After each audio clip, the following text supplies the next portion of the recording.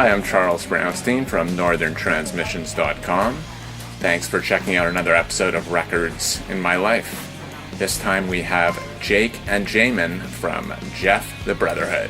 Hope you enjoy. Hello, my name's Jamin. I'm Jake. We're brothers. We're Jeff the Brotherhood. We're Jeff the Brotherhood band. Welcome to NorthernTransmission.com. This is Records in My Life. Alright, my first one is a Canadian band called Stampeders.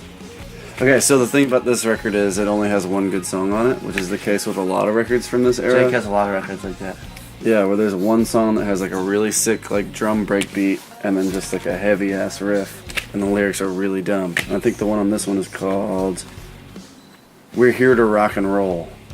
It's really good. Production style is bizarre because it's like mid-70s like hard rock stuff. Some airbrushed. I picked the Lost Planet Airmen by Commander Cody and his Lost Planet Airmen Ozone.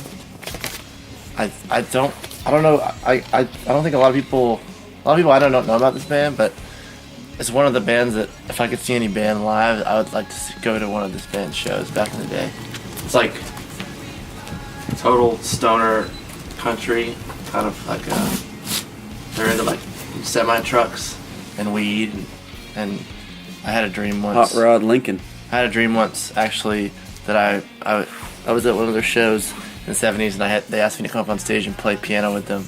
Dang. And I got up there and I didn't know how to play piano because I've never played piano really. So it's actually kind of a traumatic dream. That sounds terrifying. Yeah. Here's one that everyone probably knows, In-A-Gadda-Da-Vida by Iron Butterfly.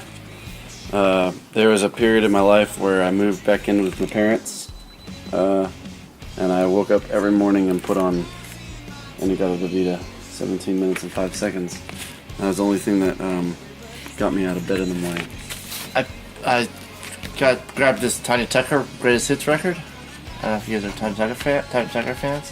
She's it's a Nashville We can agree artist. on that one. We both like this record That's a lot. all of her best stuff from her best era. It's every song's really good and catchy. It's kind of a bummer because it's kind of I feel like it's probably the first. It's probably the first pop country album, maybe. Or it's like the first time. I don't know if it's the first time, but basically, it took a really, really young girl and all these really catchy pop songs. 16 when most of the stuff came out. Yeah, she's like 14, 16. Really young girl, pretty. And she's a great singer. Name? She's a great singer, but like they have all these pop songs and they call it country. It's not country really. This album, it's considered country, but it's not really.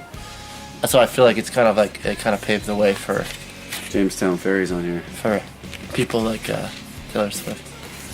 All right, here's one. Steve Hillage. The album's called L, which is really weird because I did a comic book in high school that was just called L. It's kind of like a weird prog new age hybrid kind of vibe, and Todd Rundgren produced and engineered it. This guy played in a band called Arzakill. You ever heard of them? Arzakill? They're a weird 60s psych band. They're pretty cool. And I think he might have played with Utopia in Todd Rundgren's band after that, but I'm not positive.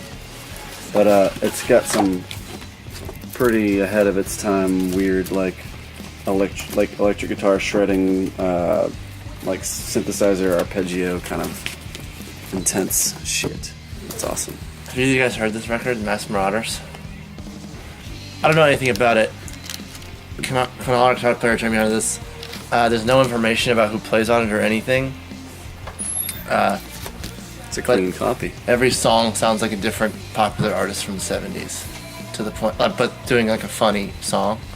To the point where I think they're trying to make it sound like it's all these big artists that had this jam session, but I don't think it is at all. It's actually pretty bad. I think this is the last one. Wishbone Ash's second album, Pilgrimage. Their first record was really good, like really heavy hard rock stuff, and then this one they kind of went like the first song is like a total like jazz, like prog jazz workout kind of vibe, but then they go right back into the hard rock with Jailbait, and then they started making a kind of like progressive soft rock albums or something like that weren't very good after this. This was kind of their last good one. But the one after this was, what's it called? Argus. And that was the one that like broke them, but that one was boring. First two. Definitely not a Wishbone Ash fan. I hate prog, actually. That's all we got. Thanks for having us.